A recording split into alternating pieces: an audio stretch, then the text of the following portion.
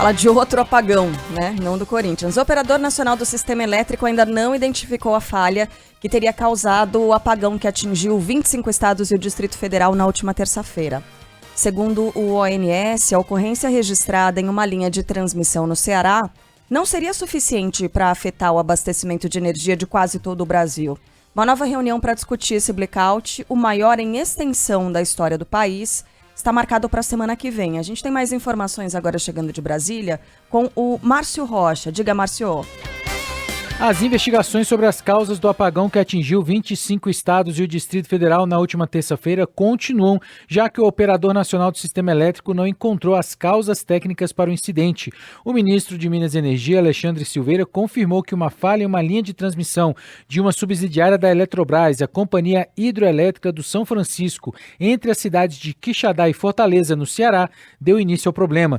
No entanto, também afirmou que esse evento sozinho não seria capaz de causar o apagão em uma proporção tão grave. A partir desse evento, que foi chamado de Evento Zero e foi de uma magnitude pequena, outros foram registrados, mas estas falhas ainda estão sendo apuradas. O diretor-geral do ONS, Luiz Carlos Ciotti, afirmou que a hipótese de um segundo evento ter causado o apagão foi descartada e que ainda existe a possibilidade de uma suposta falha humana no caso. O fator humano é um fator analisado do ponto de vista técnico. Então, pode haver uma falha humana? Pode ter havido uma falha humana. Hoje nós não podemos dizer que houve ou não houve. Não é a abertura desta linha que deveria explicar todo o que ocorreu. É essa a intriga, é essa o que nós devemos avaliar dentro desse relatório. Bem, diante das dúvidas, o ministro de Minas e Energia, Alexandre Silveira, reforçou a ideia de colocar a Polícia Federal e a Agência Brasileira de Inteligência, a ABIN, para ajudar a apurar as causas do apagão. Mais do que nunca, eu acho que é extremamente necessária a participação muito ativa da Polícia Federal nesse caso, já que a ONS não teve como apontar uma falha técnica que pudesse causar um evento com a dimensão que teve a paralisação da energia no país. Nós temos que trabalhar, conforme o próprio Dr. Ciotti nos disse, com todas as hipóteses. Para o presidente da Associação Brasileira de Distribuidores de Energia Elétrica, Marco Madureira, os esclarecimentos são fundamentais para evitar novos apagões. O sistema normalmente tem informações sobre tudo o que ocorreu no funcionamento do Sistema Interligado Nacional fica registrado e nós deveremos ter, nos próximos dias, um posicionamento trazido aí pelo Operador Nacional do Sistema, junto com o Ministério de Minas e Energia, identificando as reais causas do evento. Bem, ontem a Procuradoria-Geral da República se manifestou a favor do pedido do governo para ampliar o poder na Eletrobras após o processo de privatização da companhia. Com a venda à iniciativa privada, a União passou a ter direito a menos de 10% dos votos na Assembleia Geral, apesar de deter 32% das ações. E chama a atenção até aqui, além da demora para a gente ter conhecimento do que efetivamente aconteceu, o que provocou esse apagão, é o silêncio do presidente Lula sobre esse episódio. Nenhuma palavra até aqui. Nem por escrito, nenhuma nota, nenhum tweet, nada, nenhuma fala. É impressionante. O que a gente teve foi o ministro de Minas e Energia, Alexandre Silveira, falando, como a gente ouviu aqui agora há pouco. E, aliás, num contraponto ao que falou, quem também falou foi Janja, primeira-dama, atribuindo o problema à privatização. E é algo, obviamente, precipitado, leviano. O próprio ministro Alexandre Silveira falou sobre isso, que seria precipitado atribuir isso à privatização, o que é uma forma de politizar toda essa questão. Leviano, até porque quando a gente olha para o histórico de apagões no Brasil e vai lá para o de 2009, a Eletrobras era uma estatal ruim, por sinal. Então, não serve agora de argumento. Aliás, é um perigo você atribuir nesse momento em que faltam informações. E mais uma questão. Nossa reportagem em Brasília trouxe informação de que haverá uma nova reunião para discutir esse blackout na semana que vem. Cara, hoje é quinta. Vamos esperar tudo isso ainda? Quer dizer, as 48 horas pedidas para que houvesse uma explicação já foram estendidas, né? Porque ainda vai ter mais reunião para a gente ter conhecimento, saber o que aconteceu para que novos apagões não aconteçam. Né? Perfeito. Em relação à Janja, a leviandade cometida dela é inclusive infantil, porque é aquele tipo de mensagem oblíqua que nada diz com aquela linguagem de redes sociais que não cabe para alguém que deseja para si e atribui a si um papel político importante. A Eletrobras foi estatada, foi privatizada. É só esse o tweet. né? É o tipo de mensagem que combina com o teclado de um Felipe Neto, de um influencer qualquer. Não de alguém que toma decisões importantes e que está sempre ali soprando no ouvido do presidente, que é a autoridade máxima da nação. Quanto a Lula, estou visitando aqui o Twitter dele, o X dele, ele publica 10 tweets a respeito da Marcha das Margaridas, que é importante, tá? Ninguém está tirando a importância do evento. Mas, aparentemente, na visão do presidente, esse é o evento mais importante da semana. Na semana em que o Brasil passou pelo mais grave, não sei se mais grave, mas pelo mais amplo de seus apagões, de uma longa história de apagões. Não é aceitável o silêncio de um presidente da República num momento tão delicado como esse.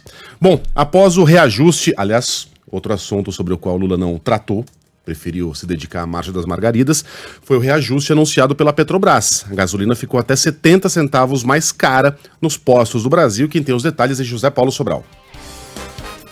No primeiro dia do aumento da Petrobras no preço da gasolina vendida às distribuidoras, motoristas relatam uma alta de até 70 centavos no valor do combustível nos postos do Rio de Janeiro. Consumidores também já perceberam a elevação de preços em postos de São Paulo, Belo Horizonte e Brasília. O reajuste anunciado pela Petrobras na terça-feira era de 16% no caso da gasolina, o equivalente a 41 centavos, e de 25,8% para o diesel, ou 78 centavos. Motoristas reclamam que sempre que o preço cai, demora a chegar aos clientes. Mas quando o reajuste é para cima, a mudança é quase instantânea. Percebi um aumento considerável, aí, uns centavinhos, né, uns 50 centavos, então como é por litro acaba influenciando no final. Fica um pouco complicado, entendeu? É muito complicado isso. Nós trabalhamos só para quê?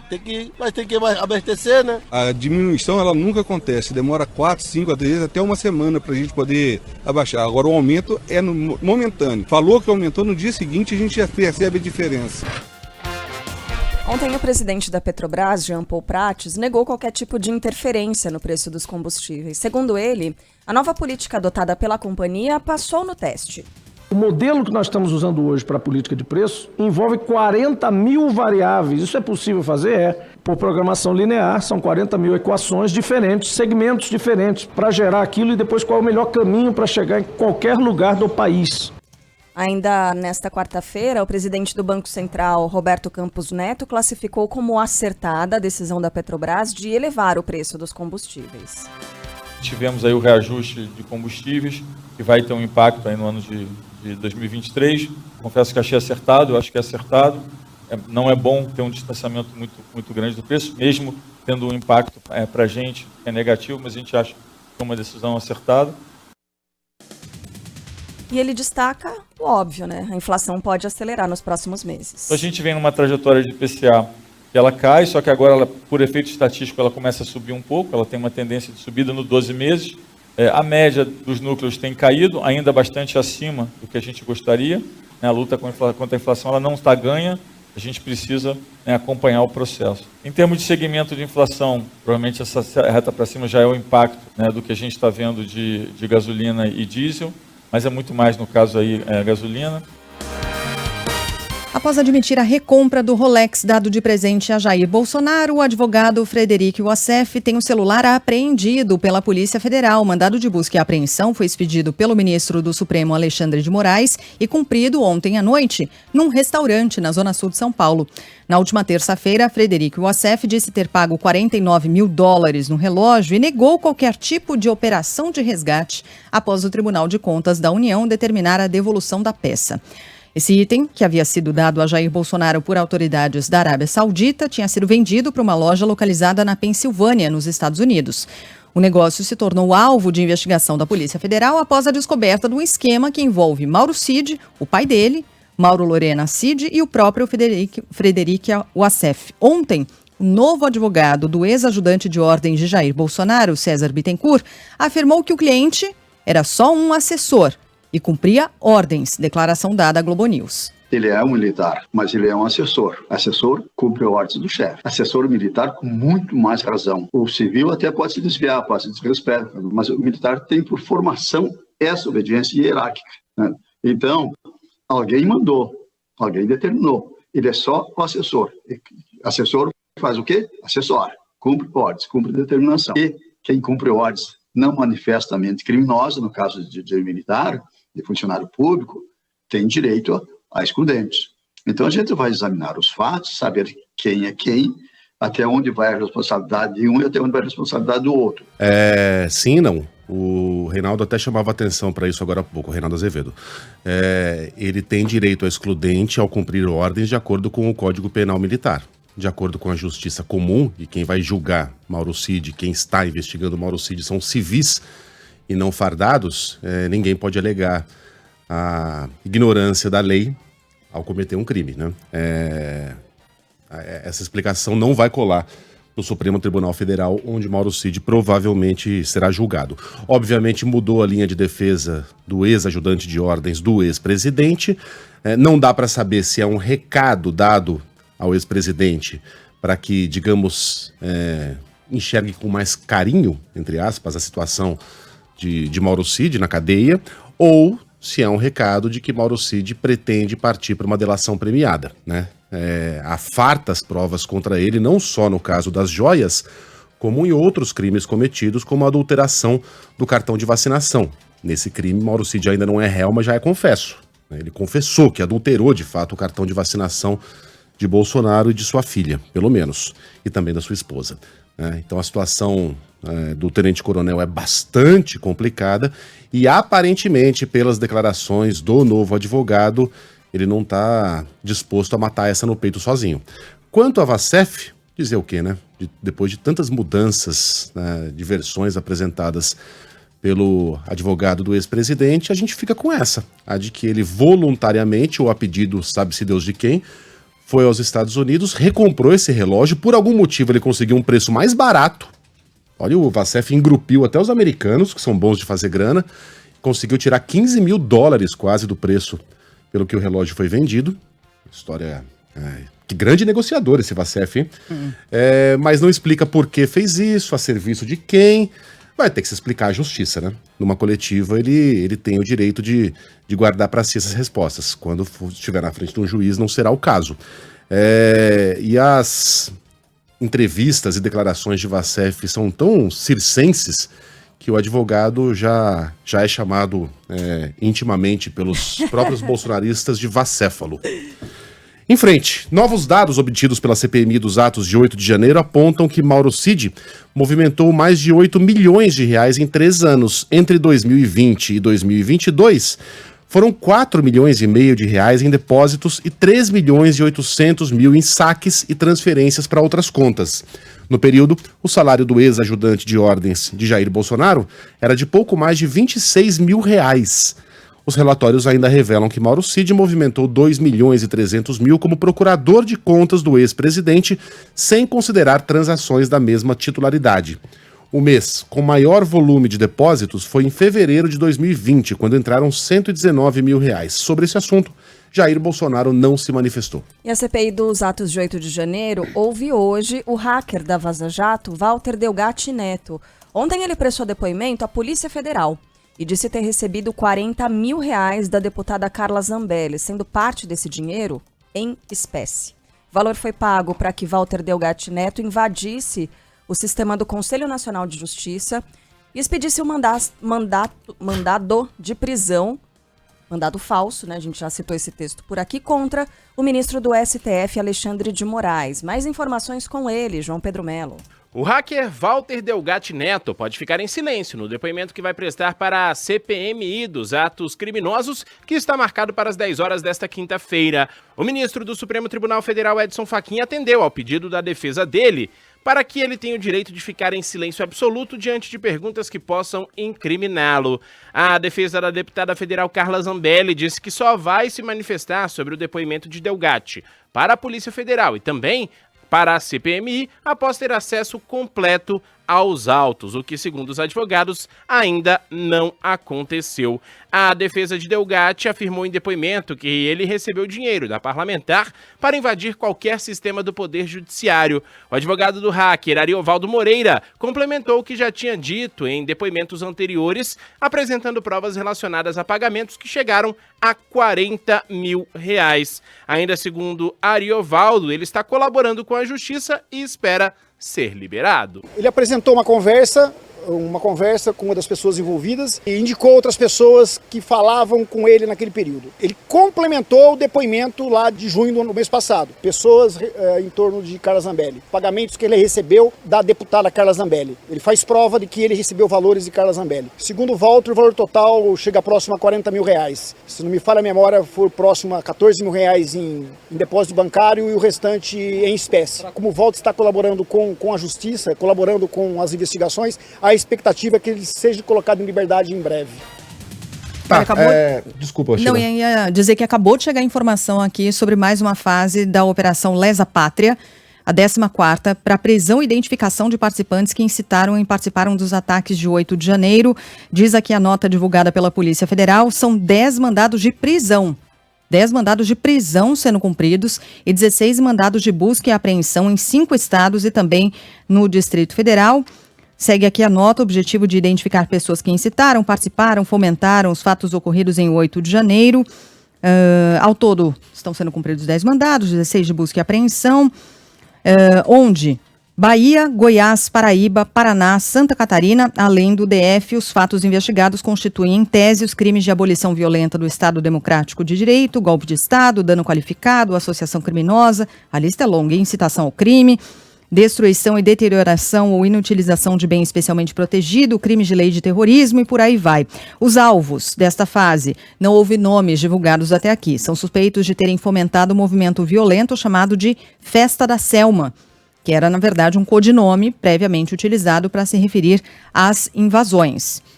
Esse termo Festa da Selma foi utilizado para convidar e organizar o transporte, né, das pessoas para essas invasões, além de compartilhar as coordenadas, instruções detalhadas para a invasão dos prédios públicos. Recomendavam não levar idosos, não levar crianças, enfim, havia ali quase um protocolo de recomendações. Bom, sobre Carla Zambelli, é o que tudo indica, ela pagou mesmo esse hacker para quem entrasse em vários sistemas ali, inclusive com esse mandado de prisão contra Alexandre de Moraes, assinado por ele mesmo, assinatura falsa, obviamente.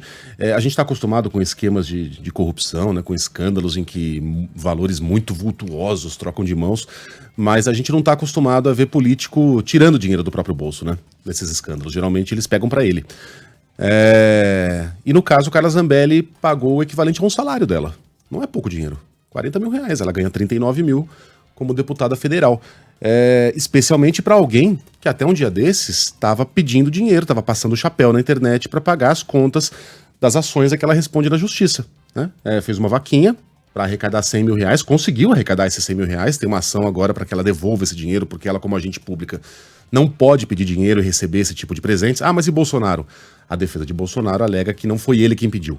Foram apoiadores e que as pessoas foram lá e transferiram dinheiro voluntariamente. A gente ainda vai saber dessa história toda. No caso de Zambelli, ela pediu, me deem grana.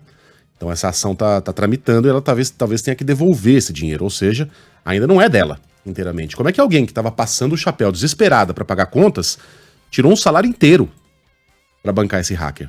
É uma das perguntas a que a deputada vai ter que responder no futuro bem breve. A defesa de Robinho tem 15 dias para contestar a decisão do STJ que rejeitou mais um recurso do ex-jogador estuprador, segundo a Justiça. Detalhes de Brasília agora com o André Viana. O Superior Tribunal de Justiça decidiu negar, por unanimidade, o recurso da defesa do ex-jogador Robinho. A decisão foi durante sessão da Corte Especial da Casa nesta quarta-feira. A defesa de Robinho alegava que o ex-jogador teve os direitos cerceados na Itália, quando foi condenado a 9 anos de prisão por participar do estupro coletivo de uma mulher em Milão. Os advogados pediram que uma cópia integral e traduzida do processo do país fosse enviada ao STJ, o que foi negado pelo ministro Francisco Falcão, relator do caso, e pelos demais magistrados. Com isso, os membros da casa definiram que a sentença, que já está em posse do tribunal, será suficiente para análise do caso. O processo havia sido paralisado em abril após pedido de vista do ministro João Otávio de Noronha e deveria ter sido votado no início deste mês, mas foi adiado após o relator faltar à sessão por motivos pessoais. O governo da Itália pede que o ex-atacante cumpra os 9 anos de prisão no Brasil, uma vez que a extradição não é possível. Já a defesa de Robinho pediu ao STJ mais tempo para tentar solicitar a própria cópia à justiça italiana, o que foi atendido. A Assembleia de Minas Gerais abre uma licitação para alugar um jatinho. A aeronave será utilizada pelos deputados estaduais. Fala aí, Bruna Vale. A Assembleia de Minas Gerais vai disponibilizar aos deputados estaduais um jatinho para viagens de trabalho. A licitação já foi aberta e a contratação prevê o aluguel no modelo de táxi aéreo de 2 aeronaves, sendo uma turbohélice que já é usada pelos parlamentares com o acréscimo do jatinho. Segundo a casa, o processo vai substituir um contrato de aluguel de aviões já em vigor. O Legislativo Estadual alega que a contratação será feita devido aos extensos deslocamentos no estado, que tem 853 municípios. De acordo com o edital, publicado em julho deste ano, os 2 aviões devem ter capacidade mínima para 6 passageiros. São 2 aviões. São jatinhos. No plural. Prioridades, né? Da população. Exato, representada pela Assembleia de Minas, vendo, né? Aqui quais são os últimos debates que foram travados na Assembleia Legislativa do Rio de Janeiro, além da questão do jatinho, né? Que é a primeira que aparece. A Leng está organizando um censo dos postes para pôr fim ao emaranhado de fios, que polui e é perigoso. É importante, mas não é uma ação efetiva, é um censo.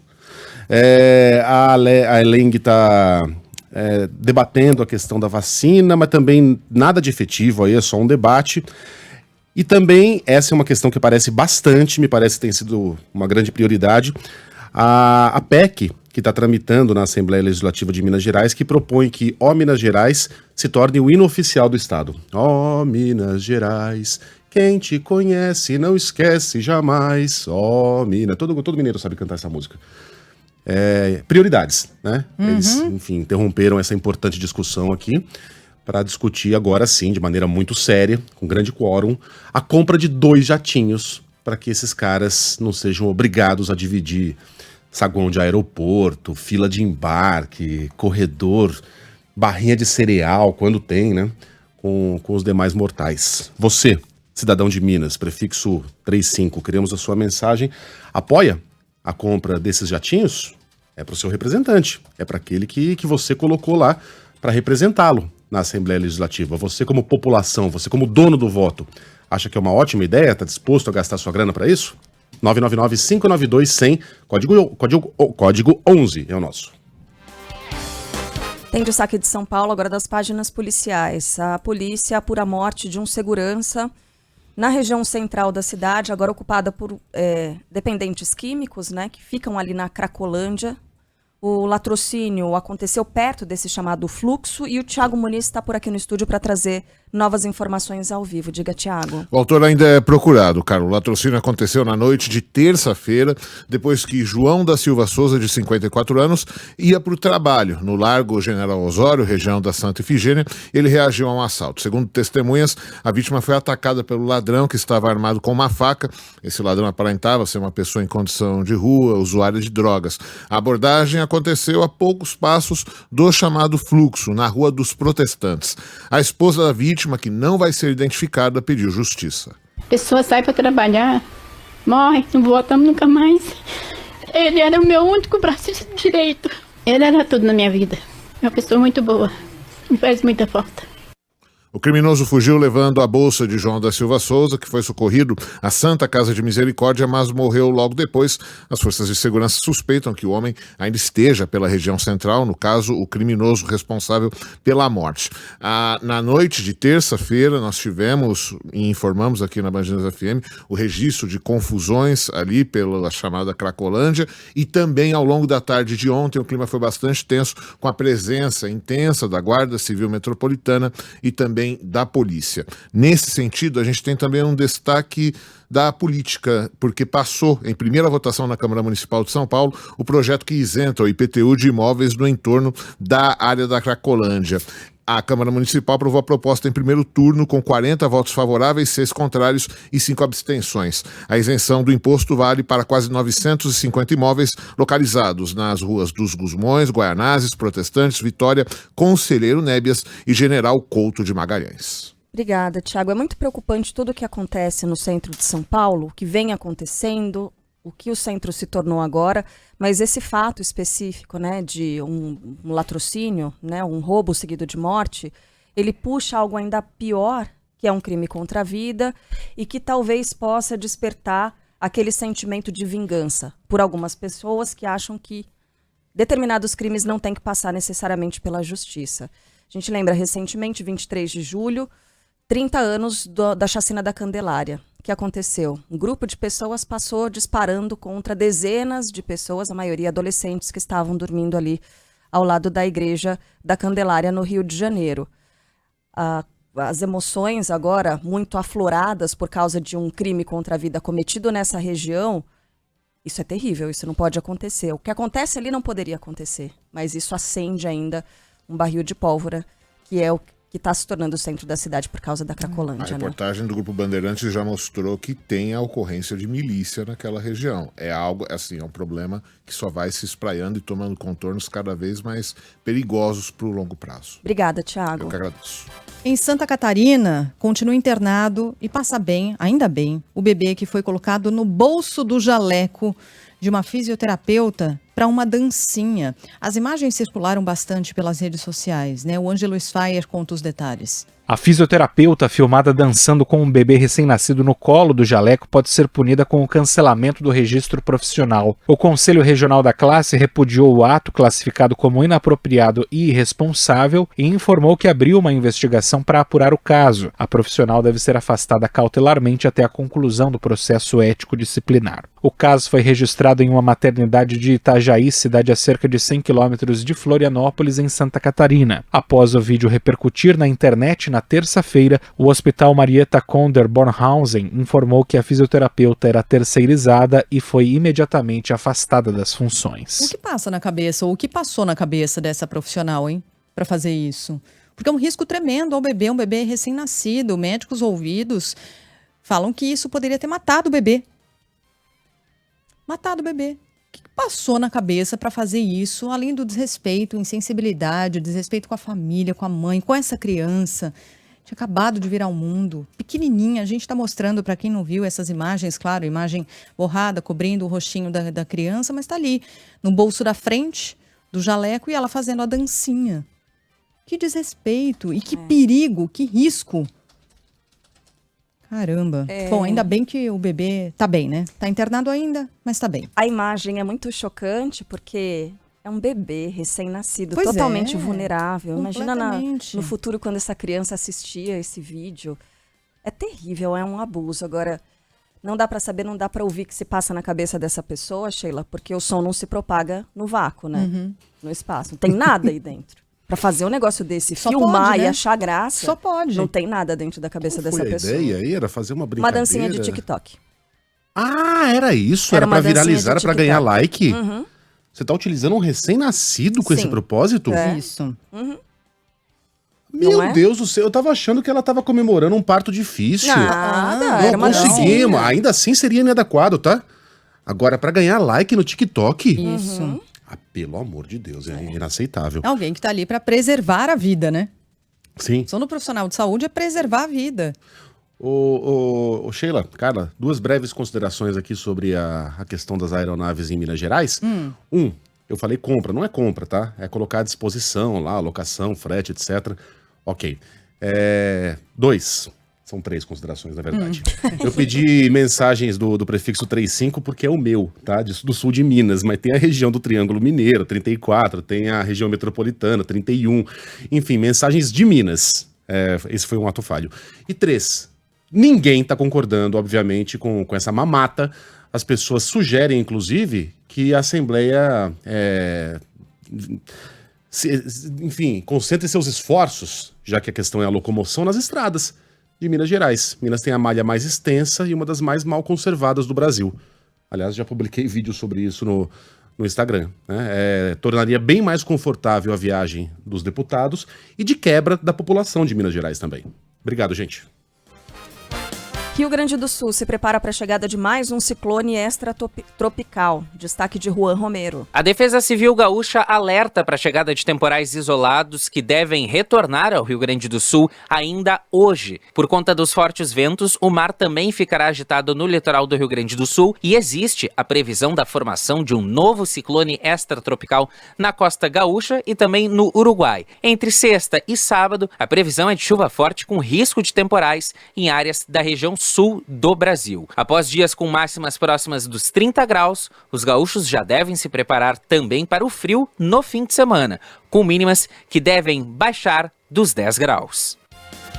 O diretor do Instituto Quest avalia que as pautas econômicas do governo Lula foram fundamentais para angariar o apoio de eleitores mais conservadores desde o início do mandato. Ontem saiu uma pesquisa divulgada em parceria com a Genial e apontou que 60% dos brasileiros aprovam o trabalho do presidente e 35% desaprovam. Segundo Felipe Nunes, com as primeiras ações, Lula conseguiu atrair, por exemplo, os evangélicos. O que o governo Lula fez ao escolher a pauta econômica como a pauta principal foi exatamente isolar os efeitos perversos que a pauta de costume e de valores tem sobre a maneira como esse público mais conservador, no caso os evangélicos, opinam sobre as questões do mundo. Os evangélicos, na média, são mais pobres, né, se comparados com os católicos, e é claro que são afetados por políticas como as que o governo atual tem feito. Em agosto, a avaliação positiva do governo também cresceu. Passou de 37% em junho para 42% agora. Outros 29% dos entrevistados classificam a gestão de Lula como negativa e 24% como regular. Com a primeira fase do desenrola, a inadimplência cai pelo segundo mês seguido no Brasil. O levantamento é da Confederação Nacional dos Dirigentes Lojistas, feito em parceria com o SPC. Em julho, de acordo com o estudo, 66 milhões de brasileiros estavam com contas atrasadas.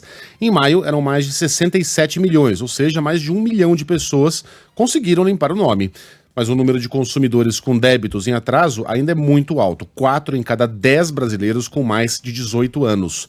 A dívida média é de R$4 mil e a maioria dessas dívidas ainda é com os bancos. Reforma tributária começa a ser analisada pela Comissão de Constituição e Justiça do Senado. Fala, Thalita Almeida.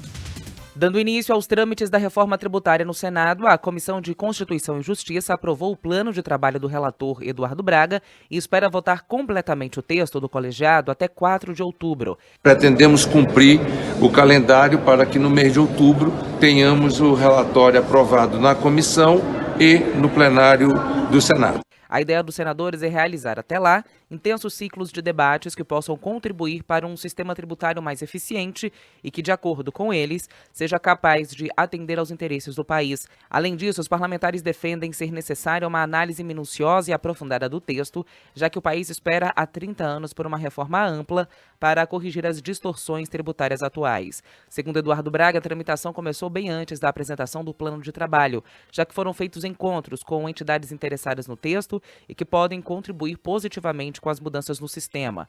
No documento apresentado à CCJ, o relator disse que vai divulgar o parecer sobre a proposta em 28 de setembro e, após a conclusão dessas etapas, que tem no meio do caminho diversos debates e audiências temáticas, a matéria seguirá para análise do plenário do Senado. O texto já foi aprovado pela Câmara dos Deputados em julho e, por ser uma proposta de emenda à Constituição, precisará passar por 2 turnos de votação para ser aprovada com pelo menos 49 votos favoráveis.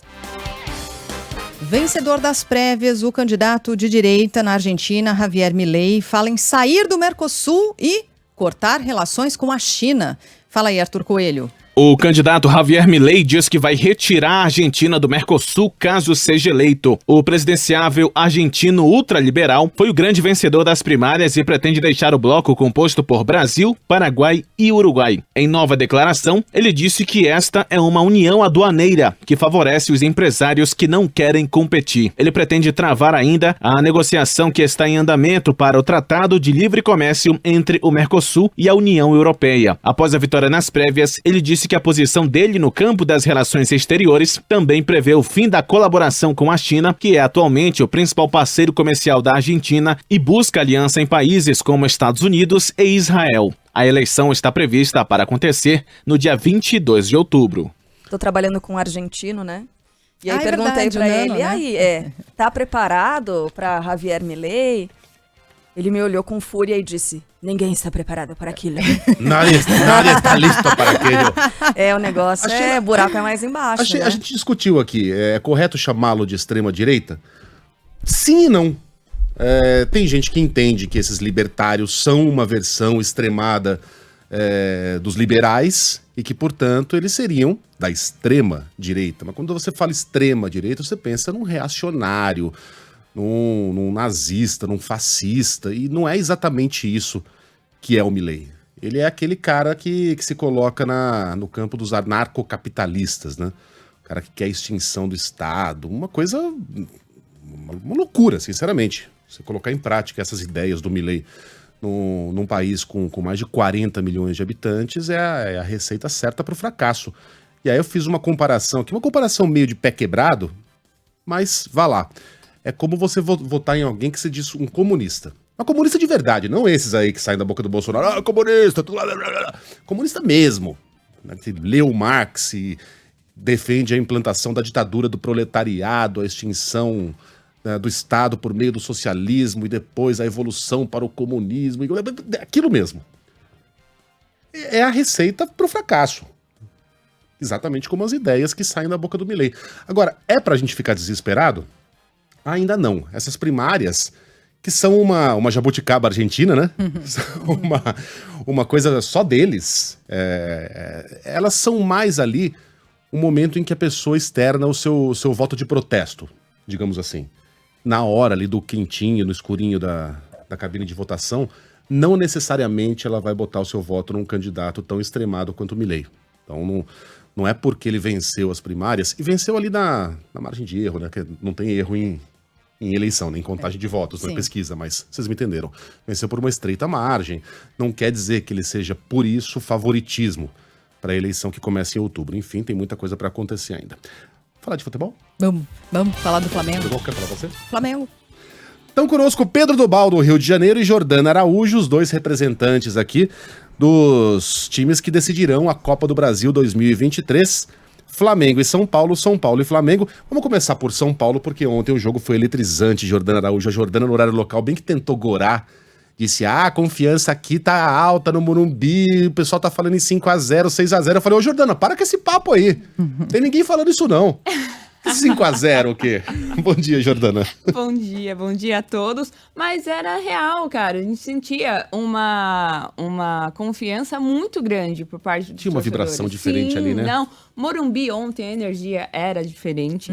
A gente podia perceber, assim, nos torcedores que estavam por ali. Mas é o seguinte, o São Paulo volta à final de uma Copa do Brasil depois de 23 anos, vai encarar o Flamengo. O tricolor conseguiu reverter a vantagem construída pelo Corinthians no primeiro jogo e venceu por 2x0 no Morumbi, para um público de 62.093 torcedores. Megali, o São Paulo não colocava mais de 60 mil pessoas no Morumbi desde 2015. Desde a Libertadores de 2015 contra o Cruzeiro, né, que foi justamente o adversário da última final do São Paulo, né, em 2000. Eu já estive nesse estádio com 135 mil torcedores. Estava contando ontem aqui, eliminatórias da Copa de 90, Brasil e Venezuela. O jogo foi 5x0 ou 5x1, agora não lembro. Eu fiquei na numerada sentado no colo do meu pai, tinha 12 anos, sentado no colo do meu pai. Já era um garotão, assim, né, mas não tinha como, não tinha um pedacinho de cimento ali para você sentar. Eu me lembro que se você levantava para ir ao banheiro, imediatamente os corpos se acomodavam ali e ocupavam aquele espaço em que você estava, de tão apertados que os torcedores estavam.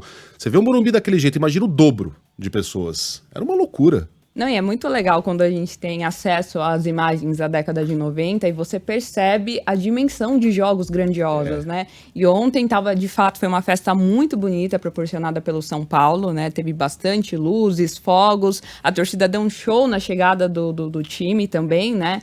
Fez um corredor ali para conduzir o ônibus do São Paulo até a entrada do estádio, então foi uma festa muito bacana. E sobre a partida, os gols foram marcados por Wellington Rato e Lucas Moura, numa noite muito inspirada do Lucas, estava muito bem, teve uma grande atuação. Ele foi escolhido por Dorival Júnior para ser o substituto do atacante Luciano, e ele foi muito elogiado pelo técnico na coletiva, que falou sobre a atuação do Lucas, sobre a importância do Lucas para este São Paulo, e também destacou a postura do São Paulo durante o jogo. O importante é a doação que ele tá mostrando, a intensidade que ele imprime e a qualidade das jogadas que ele proporciona. Com tudo isso, ele faz com que todos à sua volta cresçam. E o que essa equipe vem entregando em termos de dedicação, de comprometimento, é uma coisa que impressiona todos nós. Eu já falei algumas vezes, eu nunca tive uma equipe tão vibrante, com tanta pegada, com tanta força, querendo tanto se estabelecer e encontrar um caminho. E é muito importante essa fala do Dorival, porque de fato o São Paulo muda a postura, né? Desde a chegada dele, e passa a adquirir uma confiança muito grande, e é palpável isso. Acompanhar os jogos do São Paulo do Dorival Júnior é muito legal por isso, porque hoje tem um padrão técnico e é uma equipe muito confiante, que sempre entra muito confiante, sempre busca, óbvio, que às vezes o resultado não vem, mas é uma equipe que costuma entregar muito essa confiança, e ontem entrou com uma confiança lá no alto. O Dorival Júnior é finalista da Copa do Brasil pelo 2º ano consecutivo e vai encarar o Flamengo, o clube pelo qual foi campeão em 2022 diante do Corinthians, e terá a chance de conquistar o 3º título da competição, ele que também foi campeão com o Santos em 2010. Os 2 jogos da final contra o Flamengo estão previstos para acontecer nos dias 17 e 24. Os mandos serão definidos por sorteio ainda. Boa. Valeu, Jordana. Pedro Dobal, do Rio de Janeiro, traz as informações do Mengão, que entrou ali sob uma nuvem de dúvidas, né? Depois dos últimos acontecimentos, mas enfim, se garantiu em mais uma final da Copa do Brasil, atual campeão, né, Dobal? Bom dia. Bom dia para você, bom dia a todos. Pois é, apesar desse clima turbulento nos bastidores do Flamengo, o rubro-negro conseguiu bater o Grêmio por 1-0 na noite de ontem no Maracanã. Vai disputar a final da Copa do Brasil pelo 2º ano seguido. Arrascaeta de pênalti foi quem decidiu para o rubro-negro no segundo tempo, mas a gente lembra que o Flamengo já tinha a vantagem do jogo de ida. O Flamengo venceu o Grêmio por 2-0 no jogo de ida, ou seja, o placar agregado ficou em 3-0 na noite de ontem. A torcida do Flamengo lotou o Maracanã ontem e também não poupou críticas, principalmente ao técnico Jorge Sampaoli, que chegou a ser chamado de burro pelos torcedores que estavam lá no estádio, principalmente quando ele fez a substituição do Gabriel Barbosa, o Gabigol, para a entrada de Luiz Araújo. O lateral direito Varela e o meia Gerson, que se envolveram aí numa discussão no início da semana, apesar dessa briga dos dois na segunda-feira, em que o Varela levou um soco de Gerson, acabou fraturando o nariz, os dois jogaram como titulares. Só que o uruguaio acabou saindo ainda no primeiro tempo porque ele sentiu dores no joelho. Depois da partida, o técnico Jorge Sampaoli falou sobre a união da equipe durante a comemoração do gol sobre o Grêmio.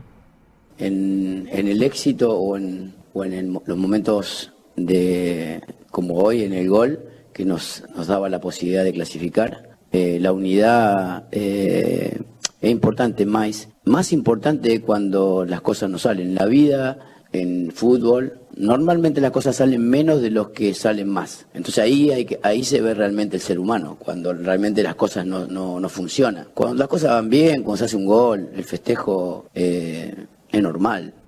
São Paulo disse que no sucesso, né, ou em momentos como o gol de ontem, a união é importante, mas é mais importante ainda quando as coisas não estão bem, quando as coisas não funcionam. A gente lembra que o jogo de ontem foi bastante equilibrado, tanto o Grêmio quanto o Flamengo tiveram boas chances, principalmente durante o primeiro tempo, teve até gol anulado do Grêmio durante a partida, mas acabou que o Flamengo levou a melhor com placar agregado de 3-0, agora enfrenta o São Paulo na final, jogos marcados para os dias 17 e 24 de setembro, e a gente lembra que nessa decisão o rubro-negro vai reencontrar o técnico Dorival Júnior, que hoje comanda o São Paulo e que era o técnico do Flamengo quando o time foi campeão da Copa do Brasil no ano passado. Que foi super festejado no último jogo do Flamengo contra o São Paulo no Maracanã, né? Todo mundo lá fazendo festinha pro Dorival, jogando Dorival pra cima, cantando Dorival, e o São Paulo ali no cantinho lá, desprezado por todo mundo, no cantinho escuro. Mas ontem, enfim, foi mais festejado e na última partida parecia mais à vontade ali entre os jogadores. Se o São Paulo Futebol Clube jogar o que jogou ontem e o Flamengo jogar o que pode, a gente vai ter uma final antológica, né, da Copa do Brasil. Tomara que seja assim. Valeu, Dobal! Valeu!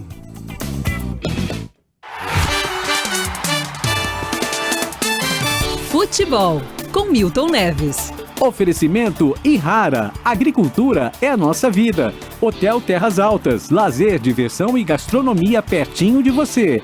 Iveco, conforto, economia e tecnologia. Esse é o S-Way, o novo caminhão pesado da Iveco. E Sicredi, conheça a primeira instituição financeira cooperativa do Brasil. Sicredi, gente que coopera, cresce.